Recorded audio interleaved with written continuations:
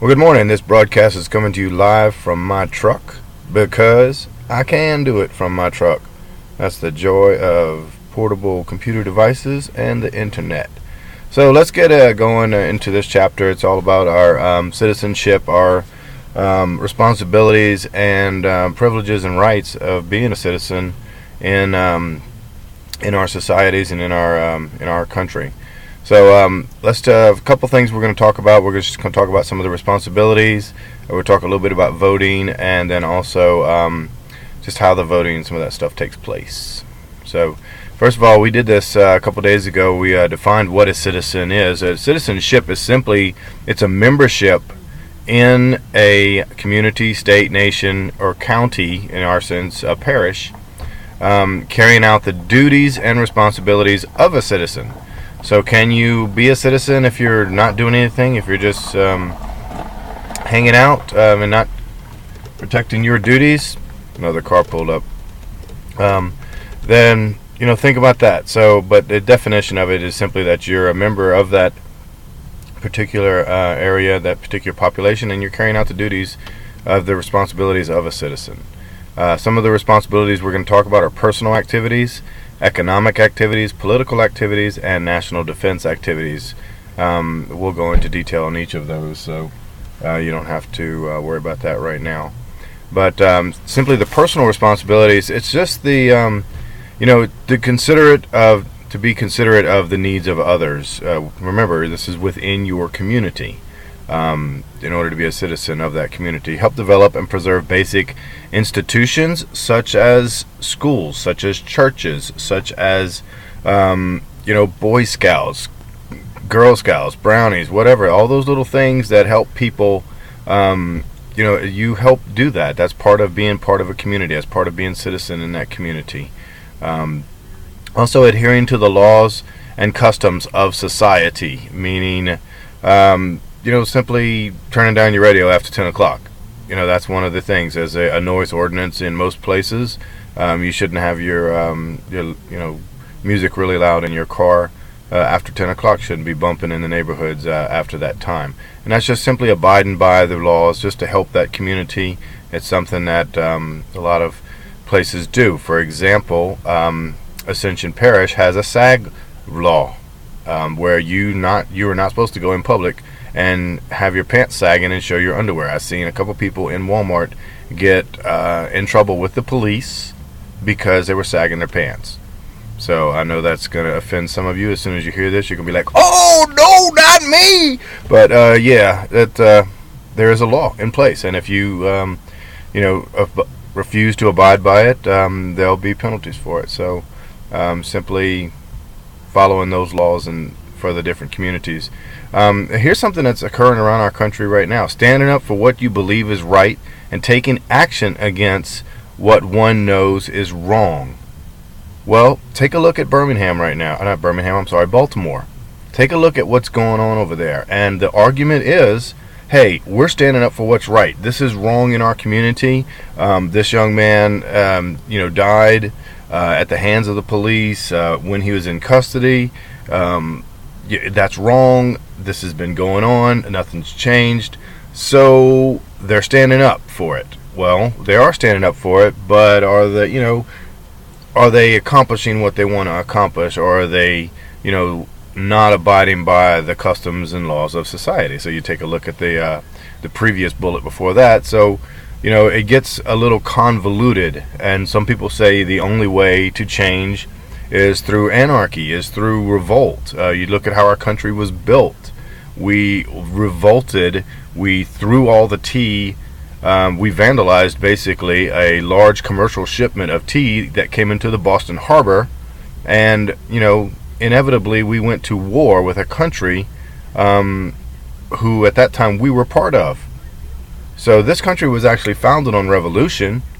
Yet when we see these miniature revolutions, we go, oh, that's so wrong. But then when you look and see it's injustice that's occurring, how has that stuff been changed in the past?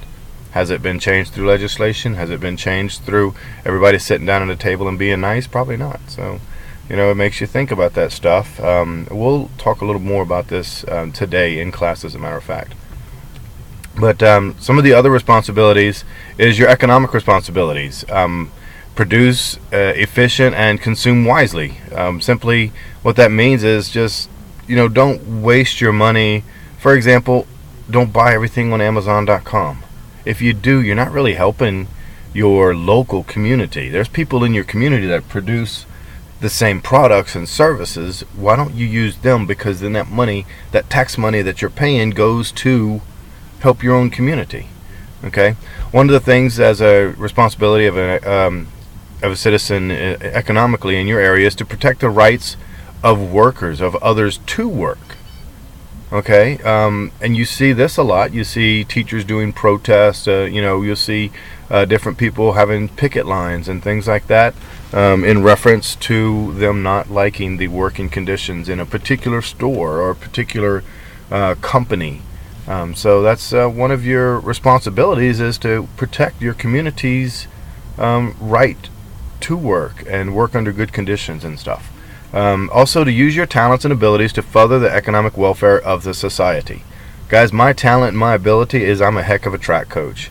I love it. It's something I just was blessed with as a talent since I was young. Well, it's sort of a responsibility for me to give back to my community through what I've, through my talents. And, and I'm able to do that as a teacher and as a coach. So it's really cool to be able to do that. And I think other people are benefiting from it. For example, Coach Goodall was not a coach when I met him. He was an athlete. For me, when I see a young player become a coach, that means that, I didn't spoil it for that person. Obviously I must have had some sort of good impact on them to where they said, man, that looks like a cool job, or that guy really did a good job for me. I think I want to do the same thing for other people. And it's really cool as a coming back from being a college coach to actually working with some of the people who I coached on my team, who were my athletes at the time. The former head track coach here at EA was a former athlete of mine. So Mr. Eddie Hahn, Coach Eddie Hahn, was one of my distance runners at Nichols. So kind of interesting how that works, but that's part of you using your abilities and your talents and giving back. And if you can do it in your local community, great. If you can't, maybe you gotta move to Austin. Maybe you have to move to New York. That type of stuff. But you always want to try to help out your own community. You look at someone like Glenn Dorsey, who comes back to the community and gives and helps with facilities and those types of things, and gives money to the program. It's if that's what you can do, then that's what you can do. Political. What are your responsibilities as a citizen politically? Hey, you got to vote. Okay, if you don't vote, then it's like you have no. You don't deserve to gripe. You can't gripe. Okay, if you're not doing anything to change the situation, all you're doing is griping about it. Well, then what good are you? Okay, you got to register. You got to vote. You have to voice your opinion. Participate in the elections. Keep up with local, national, and international issues. You've got to do that. If you don't do that, then you're what's the word I'm looking for? It's you just don't know. And there's a word that I'm supposed to use there, but I forgot what it was. But you just don't know, and you can't have conversations with people. You can't have intelligent conversations with people because you're just going off of hearsay, what somebody heard, what somebody said. Follow something on Twitter. Why don't you get on the internet, look something up, turn on the news every now and then. That's going to help you keep up with issues, especially local issues. A lot of you, we know a lot of the national issues and maybe even some international, but what about local? So you got to check into that stuff as well. Express your opinions to elected representatives. We wrote that letter yesterday.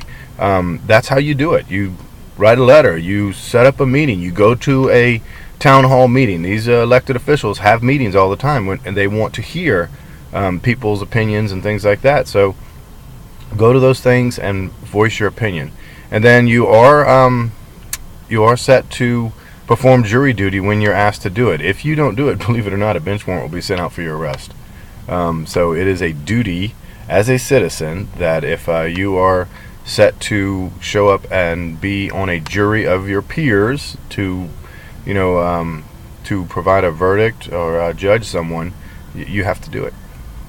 And as far as the national defense, you are legally responsible to register for the draft. You have to register for the draft, and it doesn't mean you have to join the military. But if the nation calls on you, then once you're 18 years old, you must register for the selective service. And they will, if they have a draft, they will call you, and you will go to war. I don't believe I've ever seen it in my lifetime, but they did call up a lot of the reserves, all the people in reserves, and all that stuff for all the stuff going on overseas. So that's happened in my lifetime, but I've never seen a draft. That was actually Vietnam. They did use the draft and pulled people out of what they were doing and said, hey, you got to go. So voting is a privilege and a right. So in a sense, if you look at it that way, it's your right to vote. It's also a privilege. You can lose that right to vote. You can lose that right to vote by breaking the laws of our society and being incarcerated in prison. Don't quote me on that, but we'll have to do a little research as a class. Can prisoners vote? I don't think they do. I think if you've had a felony, I think you might lose your right to vote. But let's do a little research on that as a class today. Voting qualifications: you must be a citizen, you must be at least 18, and you must be a resident of the state. And if you're voting in local elections, you must be a local person within that particular district. Your residency must be in that particular district. You can vote in person. You can also vote by mail, which is called absentee voting, or on the internet, which is something that's becoming very popular. Precincts are areas.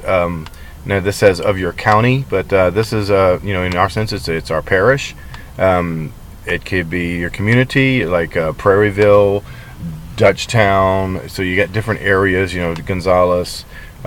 So they have different voting districts. You must go to your voting place for the precinct in order to vote. For me, I had to go to Prairieville Middle to actually do my vote. I received something in the mail that tells me exactly where to go.